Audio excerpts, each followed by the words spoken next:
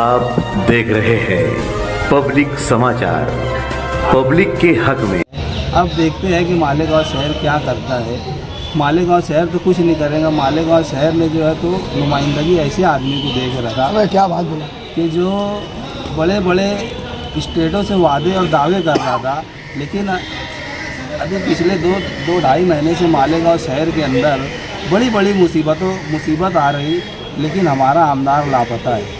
अगर उसके ऊपर मुस्तकिल डिग्निटी साहब, मोहतरमा शान हिंद साहिबा और आसिफ शेख साहब अगर इसके ऊपर बैठ के SIT पे एक कमेटी बना करके बैठा रहे, तो मुफ्ती इस्माइल कासमी साहब के लोग जो है तो टांग पकड़ के खींचने का काम कर रहे हैं कि ये दोनों एक हो गए। जबकि सबसे बड़ी जिम्मेदारी मुफ्ती मौलाना मोहम्मद इस्माइल कासमी साहब की इस शहर को बचाने की, लेकिन उसके बाद भी अगर शहर की नुमाइंदगी अगर कोई कर रहा है तो वो मुस्तकीम डिग्निटी साहब है, जो बेबाक लीडर है। और मालेगांव शहर ने इनके साथ नाइंसाफ़ी किया।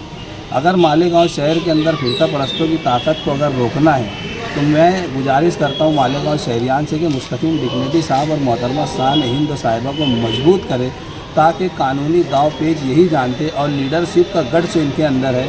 मौलाना मुफ्ती मोहम्मद इस्माइल कासमी साहब सिर्फ वो दादा भूसे और एक नाथ शिंदे की चम्मचगिरी करेंगे, उसके अलावा कुछ नहीं करेंगे और सिर्फ वो परसेंटेज पे ध्यान देंगे। अस्सलाम वालेकुम। अच्छा पापा भाई, जिस तरीके से अभी आसिफ साहब और मुस्तकीम भाई एक हो गए और इलेक्शन जो है तो अलग अलग होकर लड़े, तो उस टाइम क्यों नहीं एक हुए ये?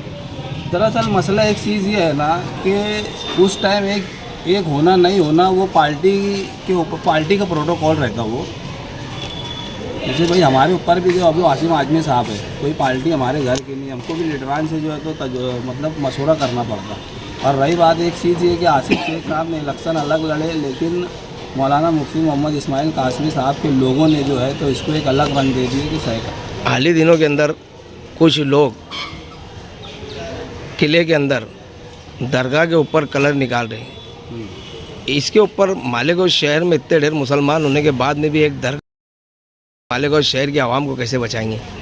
देखो, मालेगांव शहर के जो है ना मुसलमानों का मामला नहीं है। ये हमारा जो मुल्क है संविधान का मुल्क है और संविधान ने जो है तो हमको राइट दिया। लेकिन मैं ऐसा समझता कि BJP सरकार ये समझ रही है हिंदुस्तान के अंदर कि जितने सरकारी दरबारी लोग हैं ये फुकट की पगार खा रहे थे, इसलिए इनको जो है तो हिंदू मुसलमान के विवाद में डाल के इनको जो तो काम पे लगा करके इनको पगार पे लगाया गया कि अब ये असल पगार खाएंगे। मुझे ऐसा समझ में आता, क्योंकि ये आए दिन यही सब बात। हिंदुस्तान के अंदर रोज़गार की ज़रूरत है, हिंदुस्तान के अंदर भाईचारे की ज़रूरत है, हिंदुस्तान के अंदर जो है तो अमन की ज़रूरत है। लेकिन हिंदू मुसलमान करके जो है तो इस देश को मुद्दे से भटकाया जा रहा। बेरोज़गारी बढ़ रही है, महंगाई बढ़ रही है, इसके ऊपर सरकार ये सब छुपा रही। सरकार ये सब नाकामी को छुपाने के लिए जो है तो हिंदू मुस्लिम को विवाद कर रही है।